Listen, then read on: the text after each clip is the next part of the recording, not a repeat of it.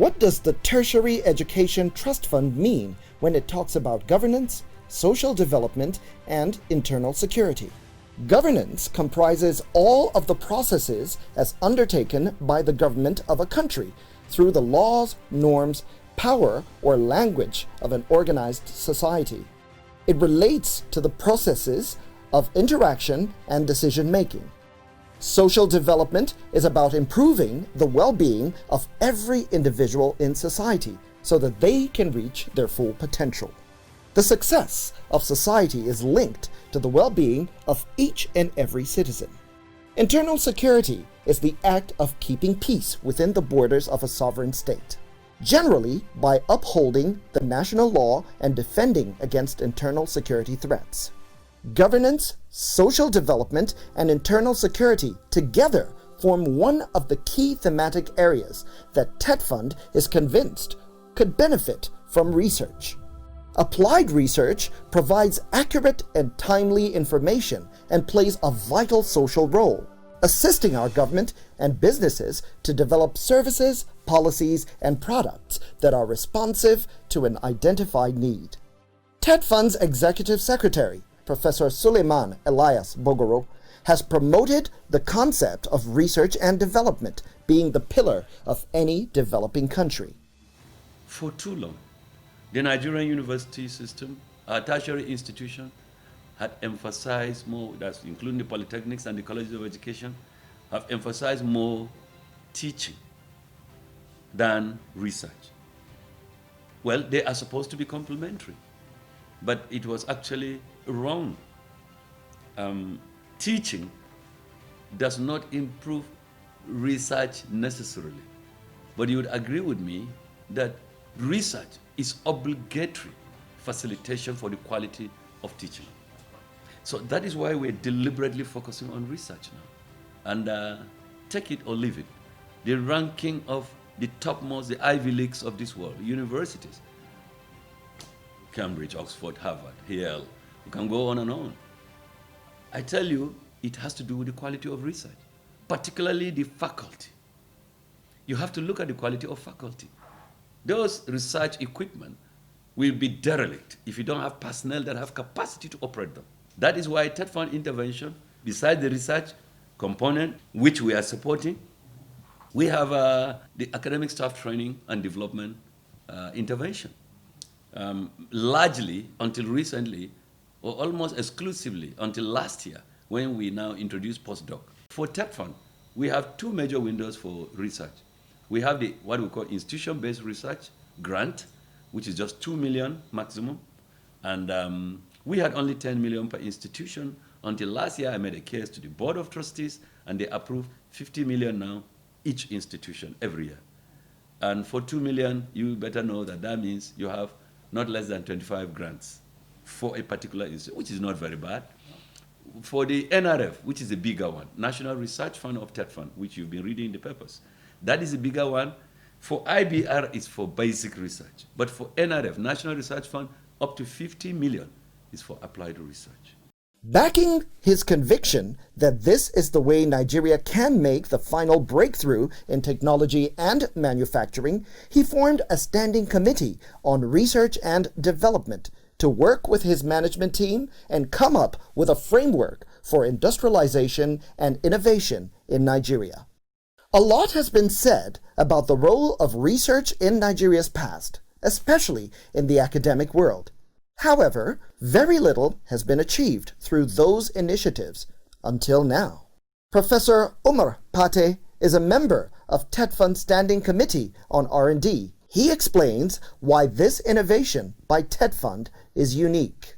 It is a unique initiative, and not just being in the sense that it includes almost all our institutions of higher learning in this country, the industry, and of course government, the triple important legs that can promote the process of development as well as encourage scholarship and research in the nation. And as you could see, the committee comprises of very important stakeholders who have been engaged in research in our universities, a representation from the Manufacturers Association of Nigeria, and TETFund, the leader, being part of government. We have not moved from the basic research that we do to the cut-edge research that we need to do. There hasn't been any linkage between the academia, or no significant linkage between the academia and research for development, ones that can be industrialized and all those things. So the standing committee is actually a committee that has been put in place by TETFund to create that linkage, to put up a framework, a framework that we move, that we support research, that we have significant impact. Because what we are doing right now at the universities is a knowledge impact. And knowledge impact is an impact that research contributes within the academia. So it reverberates around the academia. So we are trying, this committee is trying to put up a framework that will move research from the tertiary institutions into a research or societal impact, which means excellent research that will contribute to an impact on the society, development impact in the society. Research is critical in the process of national development.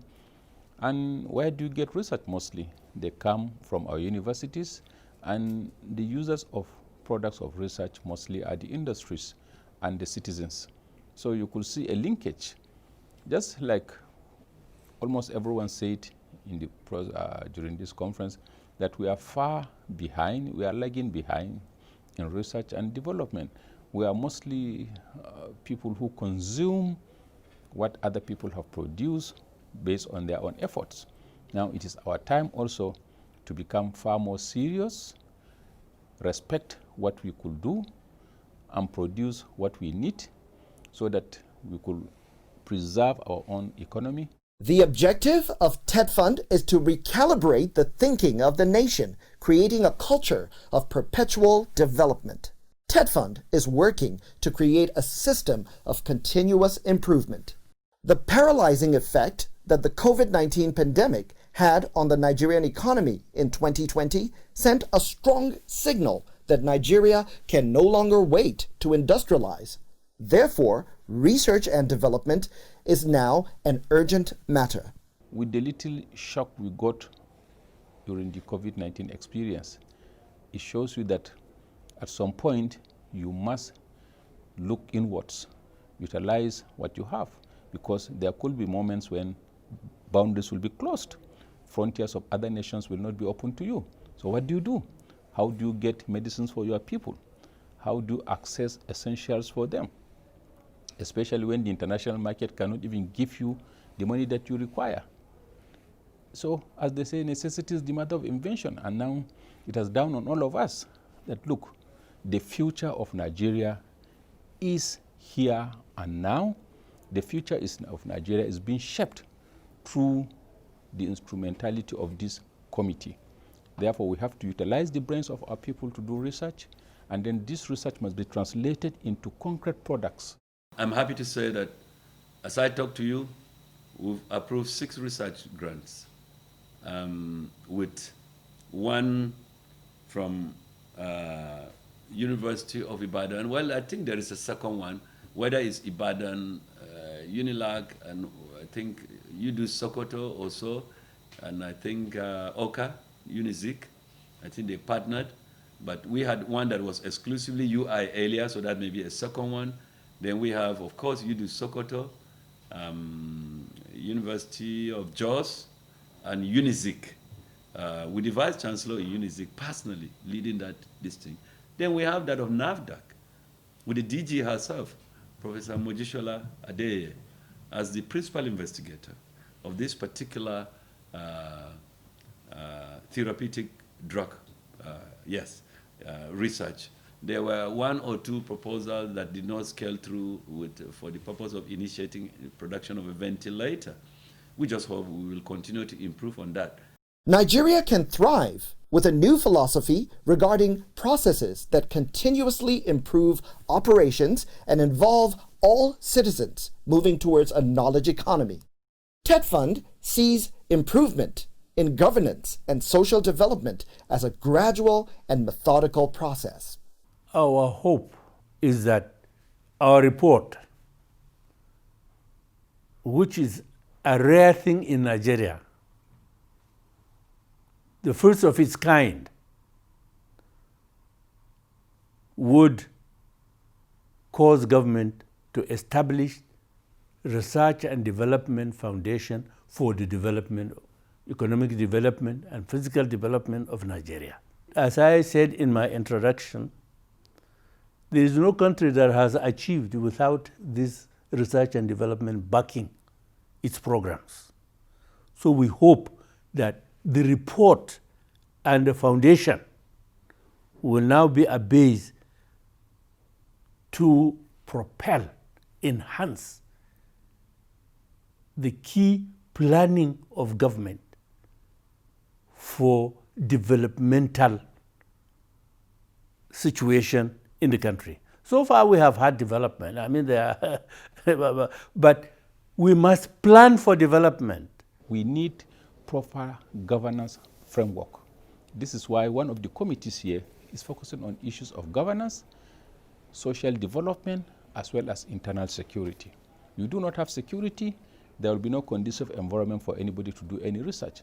You have poor governance, whatever you produce will not be properly mainstreamed, and the industries themselves will not have the proper framework to perform. At the end of the day, the whole system will collapse. So governance is critical, and you could see it is also part of what we are doing right now. So it is unique in the sense that every stakeholder that matters is in it. For years, many politicians and public office holders believed that physical infrastructure alone was what mattered. They saw little or no value in content or any intangible aspects of development. The nation paid dearly for this mindset. As the mental and innovative capacity diminished, the infrastructure also withered. Intellectual content is the spring that waters the gardens of infrastructure and causes it to blossom. The leadership of the nation itself must be convinced that this is the time for us to move. And apparently, from the little that we could see and hear, the president, at least from his own side, appears to be serious about issues of research from his statements and from the funding commitment made through TETFund. Secondly, we also need to drum it into the minds of our politicians and our people down there to know that 7 of the richest people in the world today were not involved in oil business. They are into things that you may describe as intangible or perhaps industrialist to some extent. So the world is moving towards what you call knowledge-based economy. It is what you have intellectually that can determine and define who you are in the current emerging regime all over the world. It is no longer a matter of having tall buildings. It's just like a good university. You don't go to a university because they have some fantastic looking buildings. You go to universities because they have good lecturers and researchers as well as equipment. So if you look at some of the countries in the world, they may appear small with very little population compared to what we have in Nigeria.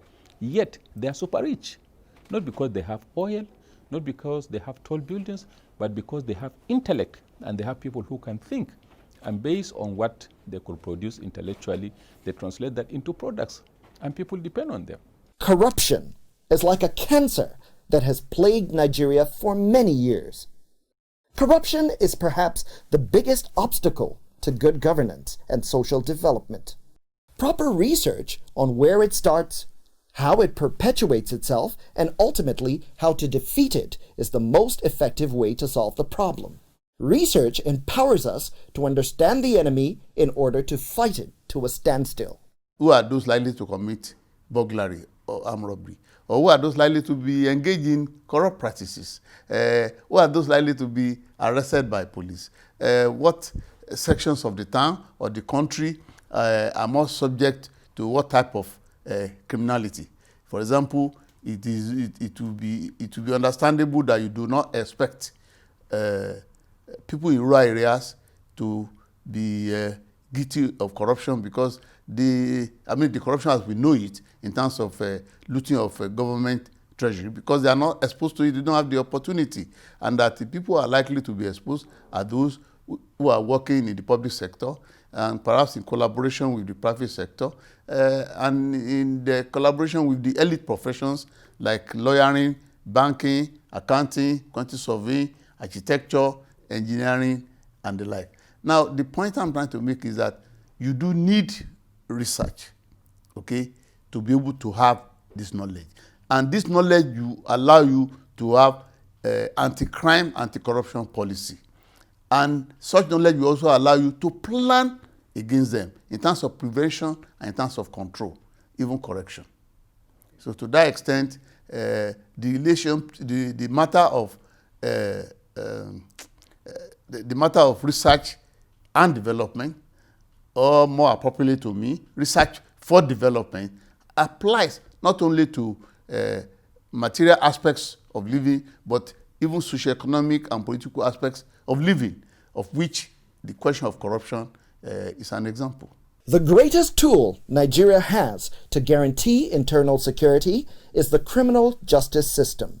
The importance of criminal justice to the smooth running of any society cannot be overemphasized. Indeed, an effective criminal justice system is regarded by many as fundamental to the maintenance of law and order. However, the Nigerian criminal justice system is dated and requires an update that only research and development can provide. The sources of knowledge are changing, and you cannot control crime without knowledge. And how do you get knowledge nowadays? It is not by Babalawo or by Marabots. It is by doing research. So when you're able to do research about the conditions of criminality in society, you are able to know the patterns of crime, what types of crime are in the society, who are the usual perpetrators of such crimes, who are the usual victims, what is the usual pattern of policing in terms of arrest, in terms of prosecution, in terms of the judgments of the judiciary, in terms of the operations of the correctional system. And you relate that, or juxtapose all that with the socioeconomic and even psychological attributes that are available. Who are those likely to commit burglary or armed robbery? Or who are those likely to be engaged in corrupt practices? Boko Haram, farmer-herder clashes, extreme religious groups, terrorism, militancy, kidnapping, banditry, and armed robbery are just some of the major threats to the internal security of Nigeria. Research is required now more than ever to tackle these hydra monsters. Definitely, security is multidimensional. Hitherto, people used to be concerned about physical security, not only in terms of common crimes like burglary and armed robbery, but nowadays you have terrorism, insurgency, and in terms of emergent crimes in Nigeria now, you have kidnapping, banditry, occultic killings, and so on and so forth. Now, if you are able to do conduct research on the extent, volume, seriousness, and nature of these kinds of crimes in the country, you will be able to know how best to counter them. Because what we use to counter burglary and armed robbery is not what we use to deal with insurgency, and what we use for insurgency is not what we use for banditry or kidnapping or occultic killings. So research will be able to tell you the differences required in terms of the techniques, policies and techniques of prevention. But without research, that would not be possible. Research and development is what you need to either improve on what you are doing or to discover a new way of doing something. Talking about the security challenges we've been facing for over 10 years, it is commonly said that the ability of a nation, to wage war or even to deter potential adversaries depends to a large extent that nation's capabilities in technology, that nation's capabilities in the area of technology, or in general terms, depends on the technological advancement of that nation. We must have unity in development. We must have access. Developmental projects must have, for example, development of security. Now, we have police, we have military, we have air force, we have army. But when you have the actual security development, it means that all must work together at all times to protect Nigeria. There is internal, there is external. Protection from external, protection within internal. But all of them must work together. And if you have research and development supporting this, it works better. TETFund has a mandate which includes infrastructural development, but its core mandate is to support research and educational activities. This includes book development, libraries, journals, and publications. Before you publish, you have to do research. This is why TETFund now ensures that the type of research funded by the institution is in line with the country's priority needs. This approach will better equip Nigeria to solve economic, socio-political, security problems, and other challenges in the system. And that is the paradigm shift.